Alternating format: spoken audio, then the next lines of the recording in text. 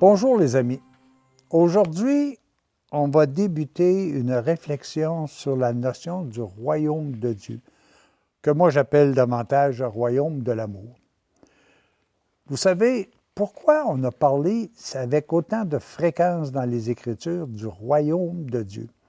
Alors que Jésus même dit à Ponce Pilate notamment, « Mon royaume n'est pas de ce monde. » Pourquoi? Qu'on l'implique à notre niveau. Et je pense que c'est important qu'on puisse y réfléchir quelque peu avant, par la suite, de parler des caractéristiques de ceux et celles qui habitent le royaume de Dieu. Alors, je pense que autant de Jésus, autant de toute l'évolution de la démarche du salut, de la rédemption, la notion de royauté était présente. À peu près ce qu'on appelle aujourd'hui les maires des villes s'appelaient rois. On voit Melchisédek, qui était le roi de Salem. On voit aussi le roi de Sodome. On voit le Gaspard, Melchior, Balthazar, qui étaient des rois. Et en réalité, chacune des villes, à sa façon, avait son propre roi. Et tout récemment, je regardais juste par curiosité comment est-ce qu'il peut y avoir de rois qui sont cités dans la parole de Dieu. J'en ai trouvé des centaines et des centaines. Salomon, David. Alors, c'était le prototype que l'on utilisait pour décrire les structures sociales qui existaient à ce moment-là. Alors, Jésus qui est venu, Jésus qui est moi je l'appelle l'absolue présence de Dieu dans un être humain, dans une personne physique. Alors, il est venu et s'est servi de cette base-là pour pouvoir véritablement en arriver à déterminer et de faire comprendre aux gens que le royaume, c'est quelque chose qu'il y a d'important. Le royaume, c'est constitué principalement d'un dirigeant. Chez nous, on va parler de gouvernement, de direction, mais on va parler d'un guide dans le cas de Jésus. On va parler d'un encadrement, on va parler d'une ordre, d'une façon de faire. Alors, je pense que c'est important pour Jésus d'utiliser cet exemple-là. Mais ce qui est essentiel de voir, et il le dit, le royaume de Dieu est déjà à l'intérieur de chacun de vous. Cherchons pas quelque chose de physique, et puis ça, c'est très important de le comprendre. Cherchons d'abord et avant tout un royaume qui est déjà présent à l'intérieur de nous. Vous savez, lors de votre baptême, à titre d'exemple, on a dit « Bienvenue dans ce royaume de peuple, de prêtres, de prophètes et de rois ». Alors, si on est roi, on l'est à ce moment-là. Et le royaume de Dieu est en nous. Le royaume de Dieu, pour moi, je le définis beaucoup plus comme le royaume d'amour. Et toute personne qui, un jour ou l'autre, fait un acte d'amour, si minime soit-il, ou si grandiose qu'il peut être, fait partie de ce royaume. Il est membre du royaume de l'amour, du royaume de Dieu. Et j'ai quelques citations ici que j'aimerais vous présenter, puis qui viennent de plusieurs de nos papes qui récemment se sont prononcés sur cette notion de royaume de Dieu. Je vais citer entre autres Benoît XVI.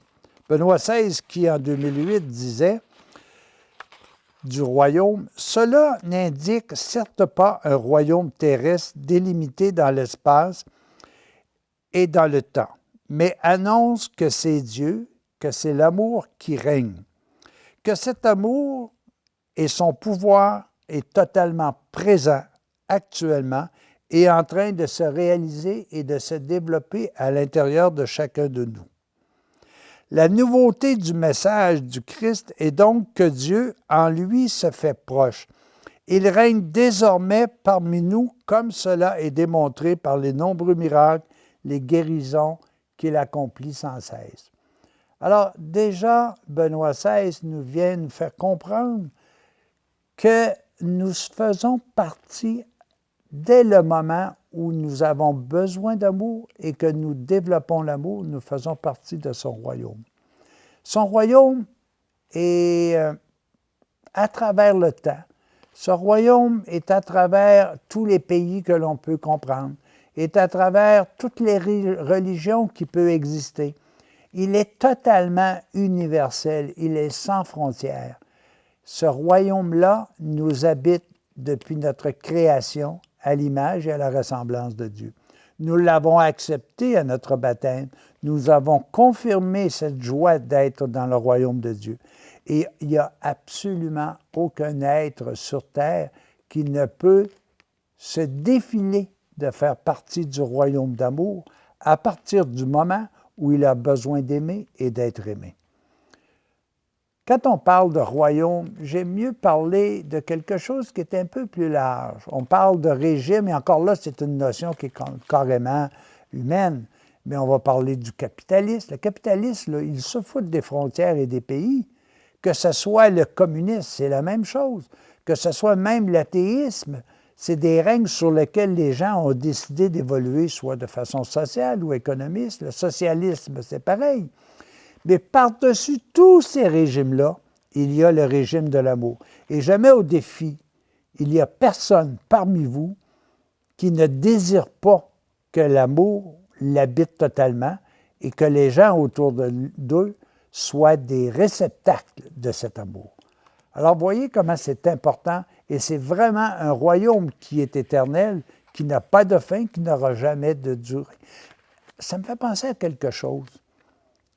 Jésus est venu sur terre pour établir ce royaume de l'amour. Il nous a donné l'instruction pour pouvoir véritablement l'accomplir en nous et autour de nous. Mais il nous dit aussi, vous savez, un jour, je reviendrai dans la gloire. Mais ça veut dire quoi? Est-ce qu'il va revenir se faire massacrer encore pour nous sauver? Nous avons été sauvés. Nous avons à suivre le chemin. Non, il est venu, il va revenir lorsque le royaume de Dieu sera le seul et unique royaume qui existe sur terre. Je veux terminer en vous mentionnant aussi que le pape François disait « Le royaume de l'amour s'enracine dans les cœurs. Il est déjà là comme une semence en nous, petite mais qui croît sans cesse. Il se donne à voir dès aujourd'hui dans nos gestes d'amour. Celui qui n'accueille pas, dit Luc, qui n'accueille pas le royaume de Dieu, de l'amour à la manière d'un enfant, n'y entrera pas. » Alors, le message que je vais vous donner que l'Évangile de l'an 2000 va vous donner au cours de nos entretiens qui vont suivre, acceptez-le comme des enfants. Prenez-le, placez-le dans votre cœur, méditez-le et soyez assurés qu'à ce moment-là, vous allez tout simplement fortifier en vous cette croissance qui se veut de toute éternité. Soyez assurés que l'objectif final sera toujours le même. Il n'y a que l'amour qui vous fera vivre un jour. Mes amis, continuons notre chemin en approfondissant davantage ce que c'est que véritablement un régime d'amour où tous et chacun aiment et aiment à être aimés. Salut, à la prochaine.